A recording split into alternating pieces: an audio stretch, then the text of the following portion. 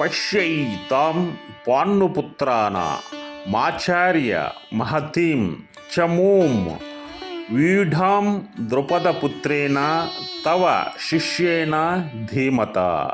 పశ్యైతాం పాండుపుత్రాన మాచార్య మహతీం చమూం వీఢాం ద్రుపదపుత్రేణ తవ శిష్యేన ధీమత.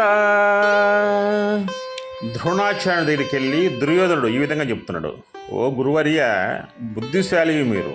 అదేవిధంగా మీ శిష్యుడకు దృష్టద్యుమ్నుడు మీకు వ్యతిరేకంగా వ్యూహాన్ని రచించినాడు.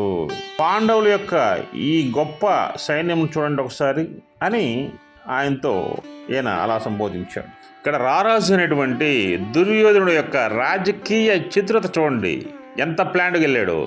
ఇక్కడ ఎలాగైనా సరే దుర్యోధనుడు యుద్ధంలో గెలవాలని, అదేవిధంగా పాండవులపై పగ ప్రతీకారాన్ని పెంచాలని, ఏ విధంగా సరే పాండవులను సర్వనాశనం చేయాలని చూస్తూ ఉంటాడు.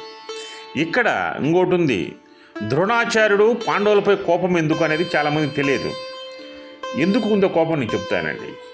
ఇక్కడ ద్రుపద మహారాజుకి ద్రోణాచార్యుడికి మధ్యలో గొడవలు ఉన్నాయి. ద్రోణాచార్యుడిని ఈ ద్రౌపద మహారాజు గౌరవించడు, అతని యొక్క నీచ బుద్ధి తెలుసుకొని. అయితే అప్పటి నుంచి ఆ గొడవలు కంటిన్యూగా అవుతానే. తర్వాత అర్జునుడు కొంతవరకు దాన్ని సేవ్ చేశాడు.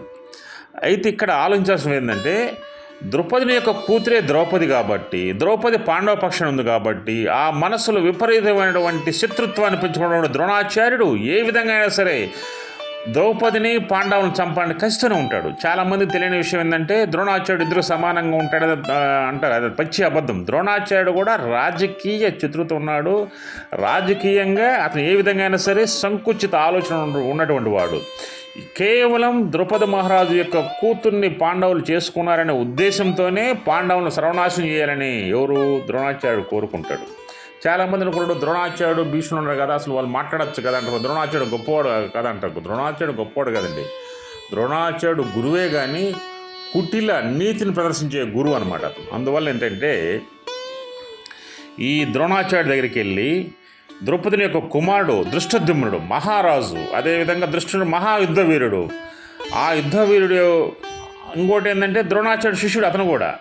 అయితే ఈ దృష్టద్యుమ్నుడిని ఏ విధంగా సరే ఓడించాలి, పాండవుల్ని ఓడించాలి, రాజ్యాన్ని మొత్తం తనే సొంతం చేసుకోవాలని అటువంటి కుటిల నీతితో ఏం చేస్తాడంటే, ద్రోణాచార్యుడి దగ్గరికి వెళ్ళి పాండవుల మీద కోపాన్ని రెచ్చగొడతాడు. ఎవరు? దుర్యోధనుడు. నేను ఎందుకు చెప్తున్నా అంటే, ఆయన మనమే కామెంట్ చేయడానికి కాదు. ద్రోణాచార్యుడు ఏం చేస్తాడంటే, మరీ రెచ్చిపోయి, ముక్కోపి కదా, మరీ రెచ్చిపోయి పాండవ సైన్యాన్ని సర్వనాశనం చేస్తానని ప్రతిజ్ఞ పోతాడు. అక్కడ దుర్యోధనుడి దగ్గర ప్రతిజ్ఞ పూని, నువ్వు వెళ్ళిపో రారాజా, గెలిపించే బాధ్యత నాది అని చెప్పేసి ఆ మాట ఇచ్చి పంపిస్తాడు. అంటే ఇక్కడ ఏంటి, ఇక్కడ దుర్యోధనుల యొక్క కుటిల రాజకీయ నీతికి ద్రోణాచార్యుడు లొంగిపోయాడు అనేదే ఈ యొక్క శ్లోకం యొక్క భావన.